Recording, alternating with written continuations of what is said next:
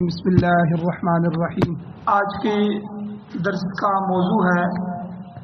کہ لیلۃ القدر میں، شب قدر میں بخشش سے محروم لوگ۔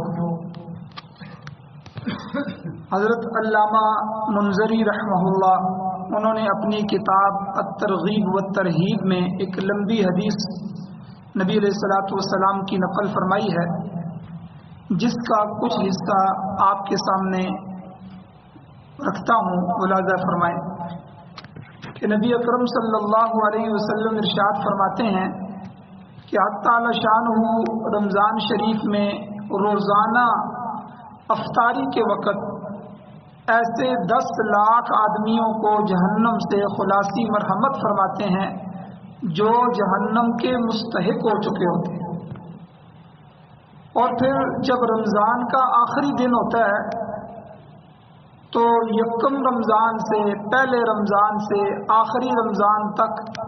جس قدر لوگ جہنم سے آزاد کیے گئے ہوتے ہیں، ان کے برابر اس ایک دن میں اللہ آزاد فرماتے ہیں۔ اور پھر جس رات شب قدر ہوتی ہے، اس رات اللہ تعالی جل شانہ حضرت جبرائیل علیہ السلام کو زمین پر اترنے کا حکم فرماتے ہیں، اور وہ فرشتوں کے ایک بڑے لشکر کے ساتھ زمین پر اترتے ہیں۔ ان کے ساتھ ایک سبز جھنڈا ہوتا ہے جس کو کعبے کے اوپر کھڑا فرماتے ہیں، اور حضور نے فرمایا حضرت جبرائیل علیہ السلام کے 100 بازو ہیں، جن میں سے 2 بازو صرف اسی ایک رات میں کھولتے ہیں، جن کو مشرق سے مغرب تک پھیلا دیتے ہیں۔ پھر حضرت جبرائیل علیہ السلام فرشتوں سے فرماتے ہیں، چونکہ لیڈر ہیں تو اس لیے وہ حکم دیتے ہیں اللہ کے حکم سے کہ جو مسلمان آج کی اس مبارک رات میں کھڑا ہو یا بیٹھا ہو، نماز پڑھ رہا ہو یا ذکر کر رہا ہو، جا کر اس کو سلام کریں اور اس سے مصافحہ کریں، اور تیسری اس کے دعاؤں پر آمین کہیں۔ صبح تک پھر یہی حالت رہتی ہے۔ جب صبح ہو جاتی ہے تو حضرت جبرائیل علیہ السلام آواز دیتے ہیں، اے فرشتوں کی جماعت، اب کوچ کرو اور چلو۔ فرشتے حضرت جبرائیل علیہ السلام سے پوچھتے ہیں کہ اللہ تعالیٰ نے احمد صلی اللہ علیہ وسلم کی امت کے مومنوں کی حاجتوں اور ضرورتوں میں کیا معاملہ فرمایا؟ یعنی ساری رات گویا کہ ہم یہاں رہے، ان سے سلام کیا، ان سے مصافحہ کیا، انہوں نے دعائیں مانگی تو ہم نے آمین کہی، تو اللہ نے اس امت کے ساتھ کیا معاملہ فرمایا؟ تو وہ کہتے ہیں کہ اللہ تعالیٰ نے ان پر توجہ فرمائی، اور 4 شخصوں کے علاوہ سب کو اللہ نے معاف فرما دیا۔ صحابہ نے عرض کیا، حضور وہ 4 شخص کون سے ہیں؟ حضور صلی اللہ علیہ وسلم نے ارشاد فرمایا، نمبر 1 وہ شخص ہے جو شراب کا عادی ہو، شراب پینے والا۔ نمبر 2 دوسرا وہ شخص جو والدین کی نافرمانی کرنے والا۔ تیسرا وہ شخص جو قطع رحمی کرنے والا ہو اور رشتوں اور ناتوں کو توڑنے والا ہو۔ چوتھا وہ شخص جس کے دل میں کینہ ہو، کینہ رکھنے والا کسی مسلمان کا، اور آپس میں قطع تعلق کرنے والا۔ یہ 4 شخص حضور نے فرمایا۔ یہاں تک حدیث مبارکہ ختم ہو گئی۔ اب آپ حضرات میں حدیث مبارکہ کو سامنے رکھتے ہوئے بہت ہی ہمارے لیے زیادہ فکر کا مقام ہے کہ پورے رمضان المبارک کا جو نچوڑ ہے وہ لیلۃ القدر ہے، شب قدر ہے۔ تو جس شب قدر میں اللہ تعالیٰ کی رحمتیں، برکتیں اور مغفرتیں موسلادھار بارش کی طرح برستی ہے، اگر اس موقع پر بھی کوئی بد نصیب ایسا ہو کہ جس کی مغفرت نہ ہو سکے، تو شاید اس سے بڑا محروم اور بد نصیب اور مجرم کوئی بھی نہ ہو۔ تو اس لیے ہم تھوڑا سا غور کر لیں کہ کہیں ہم میں سے کوئی ان 4 مہلک گناہوں میں تو مبتلا نہیں ہے۔ اگر ہیں تو خدا را رمضان المبارک کی کچھ ساعتیں باقی ہیں، اپنے آپ کو ان برائیوں سے دور کر لیں، اللہ کے حضور سچی توبہ فرما لیں، تاکہ اس مبارک مہینے میں محروم رہ جانے والے لوگوں میں شامل ہونے سے بچ سکیں۔ ورنہ یاد رکھیں کہ احادیث مبارکہ کی روشنی میں عید الفطر چھوٹی عید کے مجمع میں جب کہ لاکھوں لوگوں کی بخشش ہوتی ہے، اس وقت بھی ان بدنصیبوں کی مغفرت نہیں ہو پاتی، حتیٰ کہ وہ بدنصیب ہوتے ہیں جن کے بارے میں حضرت جبرائیل علیہ السلام ان کی ہلاکت کی بد دعا ہے اور اس پر جناب نبی اکرم صلی اللہ علیہ وسلم کی آمین کی مہر لگ جاتی ہے اور یہ ازلی بدبختوں میں شامل ہو جاتا ہے۔ اب میں ان چاروں گناہوں پر تھوڑی سی روشنی ڈالتا ہوں تاکہ ہم اپنے آپ کو اور اپنے ارد گرد میں موجود ان گناہوں میں مبتلا لوگوں کو بچانے کے لیے کچھ نہ کچھ ہم کر سکیں۔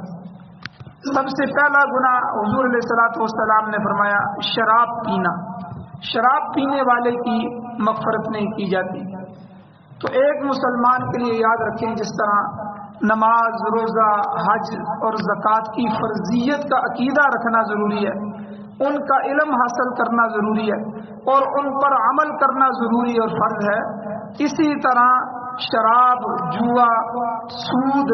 زنا، چوری وغیرہ وغیرہ یہ جو بڑے گناہ ہیں ان کی حرمت کا عقیدہ رکھنا بھی ضروری ہے، یہ کہ اللہ کی طرف سے یہ حرام ہے،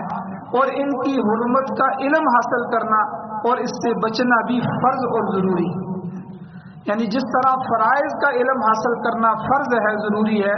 اسی طرح حرام کا علم حاصل کرنا بھی ضروری ہے کہ اللہ نے کن چیزوں کو حرام قرار دیا ہے اور کیوں حرام قرار دیا گیا ہے، تو ان چیزوں کی حرمت کا علم حاصل کرنا بھی ضروری۔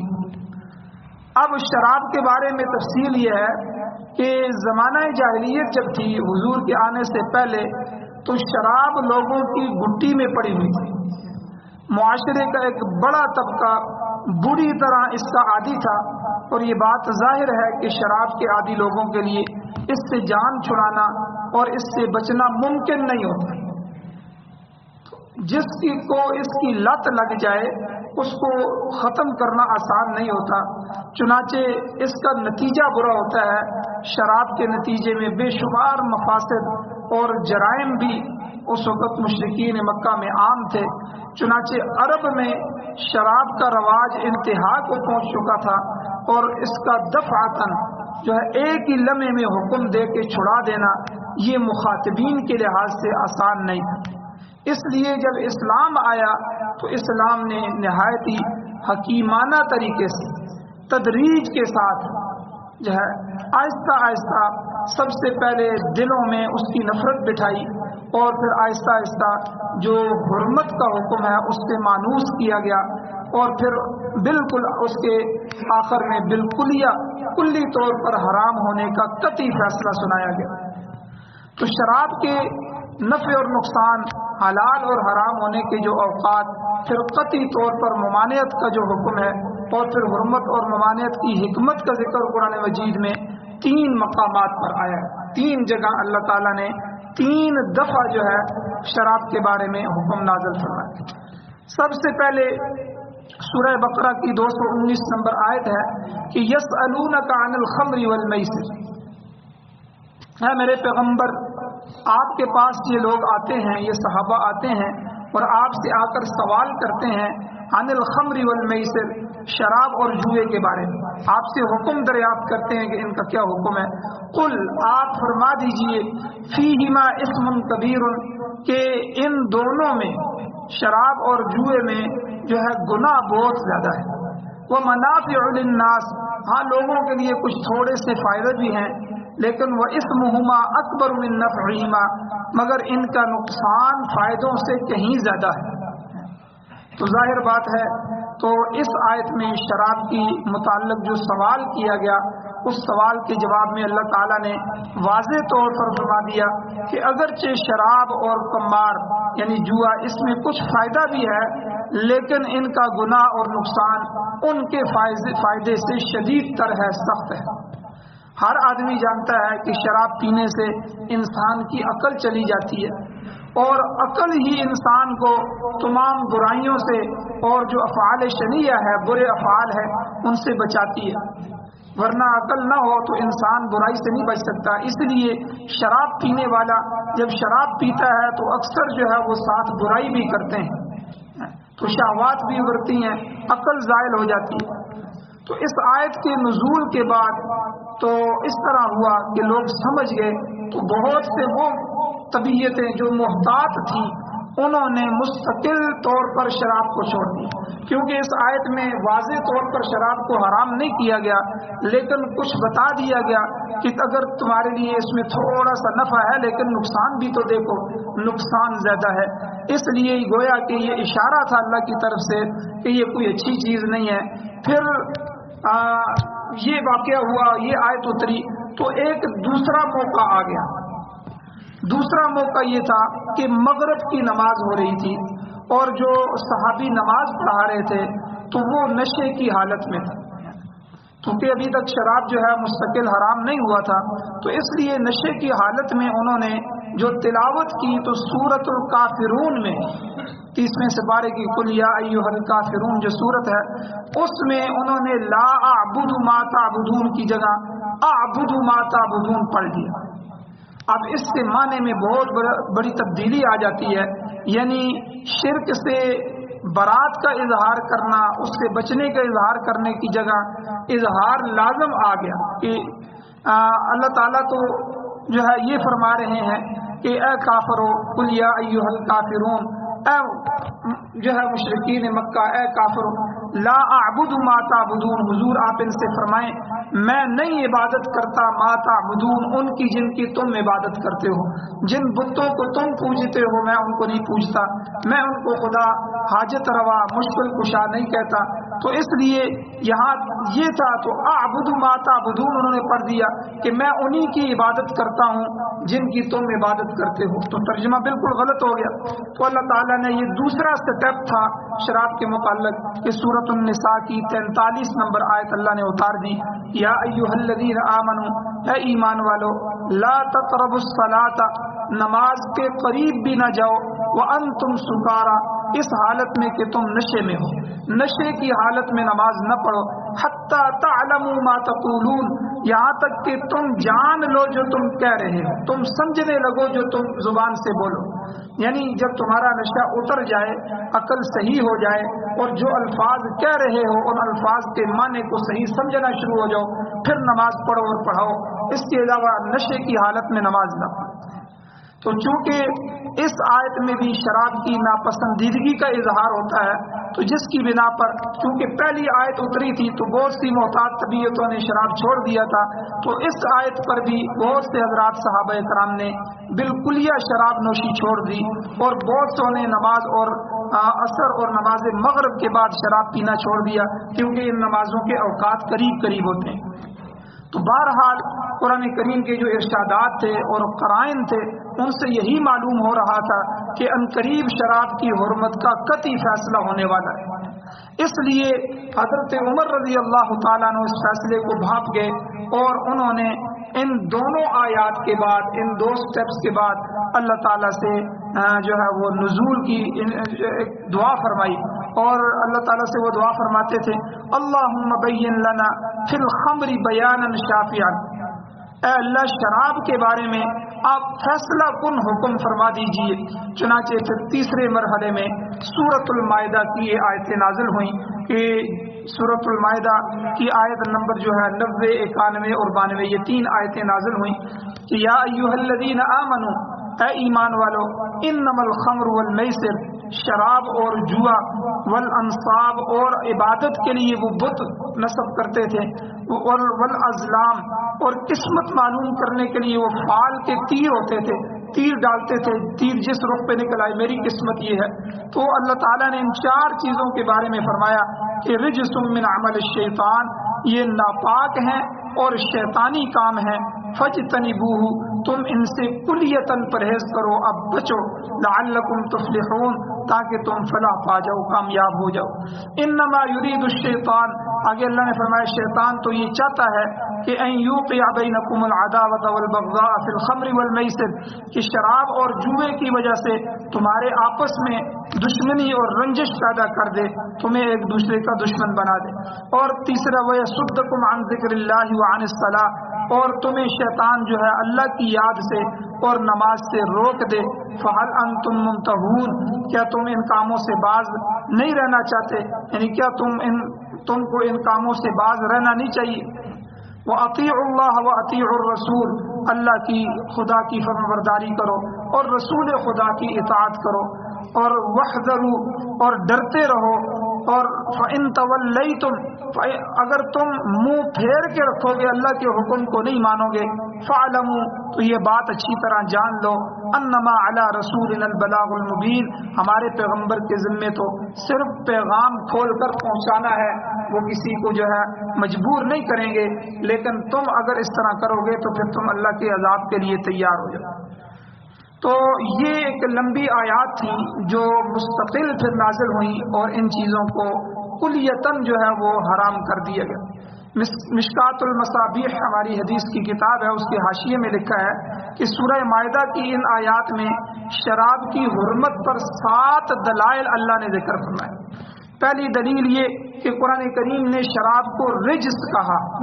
رجس کا معنی نجاست، پلیتی،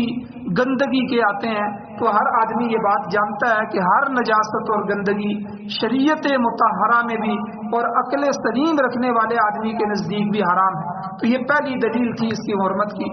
دوسری، اللہ تعالیٰ نے شراب کو رجس من عمل الشیطان، عمل الشیطان فرمایا، یہ شیطان کا عمل ہے، اور اس کے بارے میں بھی ہمیں معلوم ہے کہ شیطان کا ہر عمل جو ہے وہ حرام ہی ہوتا ہے۔ اور تیسری دلیل کہ قرآن کریم کا حکم ہے فَاجْتَنِبُوهُ، اللہ تعالیٰ نے کہا کہ تم اس سے اجتناب کرو، اب بچو، تو اللہ تعالیٰ جس چیز سے بچنے کا حکم فرما دیں تو وہ چیز بھی حرام ہو جاتی ہے۔ چوتھی، اللہ تعالیٰ کا ارشاد ہے لَعَلَّكُمْ تُفْلِحُونَ، کہ جس چیز کے اجتناب سے فلاح اور کامیابی متعلق ہو جائے تو اس کا کرنا بھی حرام ہو جاتا ہے۔ اور پانچویں دلیل قرآن مجید کہتا ہے انما یرید الشیطان ان یوقع بینکم العداوۃ والبغضاء فی الخمر والمیسر، کہ اس شراب اور جوئے کی وجہ سے شیطان تمہیں لڑواتا ہے کہ تمہارے درمیان عداوت اور بغض پیدا کرنا چاہتے ہیں۔ آپ دیکھیں شرابی جب شراب پیتے ہیں تو پھر لڑائیاں کرتے ہیں، قتل و غارت بھی ہو جاتی ہے، اور اسی طرح جوئے میں ہم نے اپنے گھر بھی لوٹانے والے دیکھے، جوئے کے اتنے عادی ہو گئے کہ وہ جوا کھیل رہے ہیں، سٹا بازی کر رہے ہیں کہ انہوں نے اپنے گھر، اور کئی بدبخت ایسے دیکھے کہ انہوں نے اپنی بیویاں بھی ہار دی، یعنی ایسے بدبخت ہے۔ تو یہ شیطانی چیزیں ہیں۔ اللہ فرماتے ہیں کہ شیطان شراب اور جوئے کی وجہ سے تمہارے درمیان بغض اور عداوت پیدا کرتا ہے۔ اور چھٹی چیز قرآن مجید نے فرمائی وَيَصُدَّكُمْ عَنْ ذِكْرِ اللَّهِ وَعَنِ الصَّلَاةِ، کہ شیطان جو ہے اس شراب اور جوئے کے ذریعے تمہیں اللہ کے ذکر سے اور نماز سے غافل کر دیتا ہے، روکتا ہے۔ تو ظاہر بات ہے جس چیز کے ذریعے شیطان مسلمانوں کو اللہ کی یاد سے اور نماز سے روک دے تو وہ چیز بھی حرام ہو جاتی ہے۔ ظاہر بات ہے شراب پینے والا کتنی نمازوں کو پھر نہیں پڑھ سکے گا، اور اسی طرح جوا کھیلنے والا اسے جوئے سے فرصت ملے تو وہ اللہ کا نام لے، تو اس لیے شیطان ان چیزوں سے روک دیتا ہے۔ آگے 7ویں دلیل اللہ تعالیٰ نے اس آیت میں فَهَلْ أَنْتُمْ مُنْتَهُونَ، کیا تم اس سے رکو گے نہیں؟ تو انتہو امر کے معنی میں ہے، یعنی رک جاؤ۔ اللہ تعالیٰ اپنے بندوں کو جس چیز سے رکنے کا فرما دیں تو پھر اس چیز کا کرنا حرام ہو جاتا ہے۔ تو یہاں گویا کہ 7 دلائل، 7 چیزیں اللہ نے شراب کے اور اس کے جوئے کے حرمت کے بارے میں نازل فرمائی۔ تو اللہ تعالیٰ سے دعا ہے اللہ تعالیٰ ہمیں شراب سے بچنے کی توفیق عطا فرمائے، ہماری نسلوں اور اولادوں کو بھی اللہ تعالیٰ اس سے محفوظ فرمائے۔ تو بہرحال یہ پہلا جرم ہے ایسا کہ لیلۃ القدر کی رات میں بھی اللہ تعالیٰ شرابی کی مغفرت نہیں فرماتے، تو اس گناہ سے بھی بچنا چاہیے، اور جو اپنے عزیز دوست یا قریبی رشتہ دار یا کوئی بھی مسلمان بھائی اللہ نہ کرے اس میں مبتلا ہو تو ہمیں اس کے روکنے کے لیے سد باب کے لیے جو ہے مضبوط لایا عمل اختیار کرنا چاہیے۔ اللہ تعالیٰ سے دعا ہے اللہ ہمیں عمل کی توفیق عطا فرمائے۔